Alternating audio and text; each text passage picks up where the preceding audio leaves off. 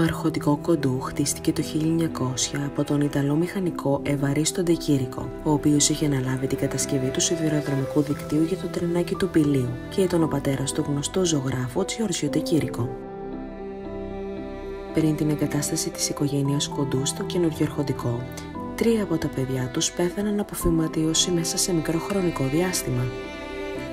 Εκείνη την εποχή η φυματίωση ήταν εκτός από θανατηφόρα και κοινωνικό στίγμα, οπότε η επίσημη εκδοχή για το θάνατο των παιδιών ήταν ότι δηλητηριάστηκαν από ένα σαμιαμίδι που έπεσε στην καράφα με το γάλα που ήπιαν τα παιδιά.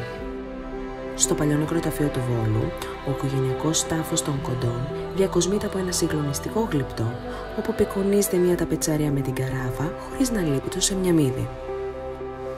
Η τραγική αυτή ιστορία, σε συνδυασμό με το γεγονός ότι επί γερμανικής κατοχής στο αρχοντικό στεγάζονταν το αρχηγείο της Γκεστάπο, κάνοντας βασανισμούς και εκτελέσεις, δημιούργησε μια ατμόσφαιρα δέους και τρόμου γύρω από αυτό.